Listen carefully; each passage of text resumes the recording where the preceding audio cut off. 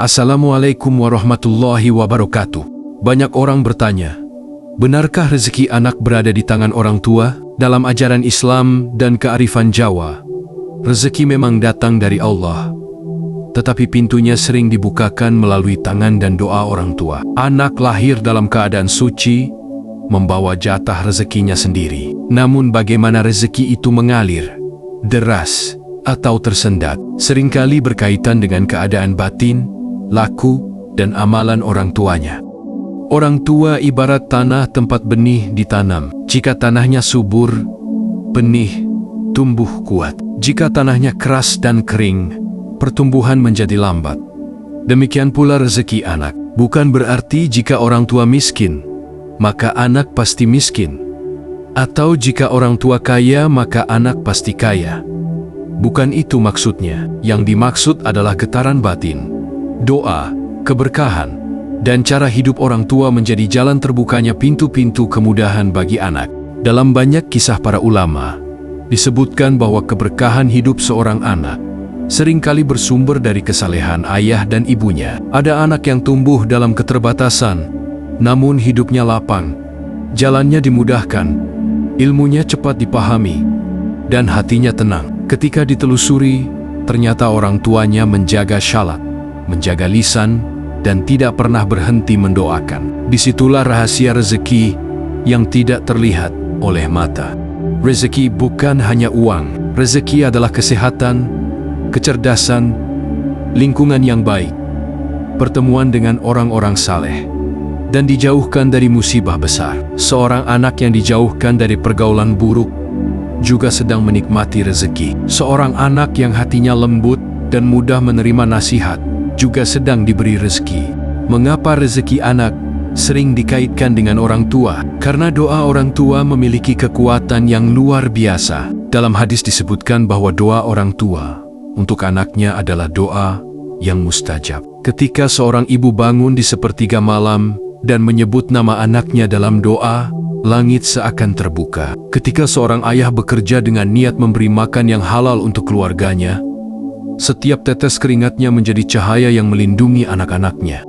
Namun sebaliknya, jika orang tua sering mengeluh, mudah marah, gemar berkata kasar, atau mencari nafkah dengan cara yang tidak halal, semua itu juga memberi pengaruh. Anak mungkin tetap makan dan tumbuh, tetapi keberkahan bisa berkurang. Hidup terasa berat, meski penghasilan cukup. Hati anak mudah gelisah, meski fasilitas lengkap. Disitulah pentingnya kesadaran bahwa menjadi orang tua bukan sekadar memberi materi, tetapi juga membangun medan doa dan keberkahan. Ada 3 amalan utama yang diyakini menjadi pembuka rezeki anak. Pertama, menjaga kehalalan dan keberkahan nafkah. Ini bukan hanya soal makanan halal secara hukum, tetapi juga cara mendapatkannya. Ketika ayah dan ibu berusaha mencari rezeki dengan jujur, tidak menipu, tidak mengambil hak orang lain, maka makanan yang masuk ke tubuh anak menjadi bersih. Dari makanan yang bersih, lahir hati yang lembut dan pikiran yang terang. Banyak ulama mengatakan bahwa ilmu sulit masuk ke hati yang tumbuh dari makanan haram. Maka amalan pertama adalah memastikan setiap suap yang diberikan kepada anak berasal dari jalan yang diridhoi Allah. Kedua, memperbanyak doa dan istighfar untuk anak. Jangan pernah meremehkan doa sederhana seperti, "Ya Allah, jadikan anakku saleh dan pembuka pintu kebaikan." Ucapkan setiap hari, setelah sholat, saat memasak, saat bekerja, bahkan saat memandang wajah anak yang sedang tidur. Istighfar orang tua juga menjadi sebab turunnya rahmat.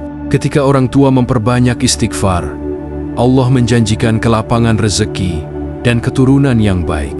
Mungkin perubahan tidak langsung terlihat, tetapi doa yang terus-menerus seperti air yang menetes pada batu, lama-lama akan membentuk cekungan yang dalam.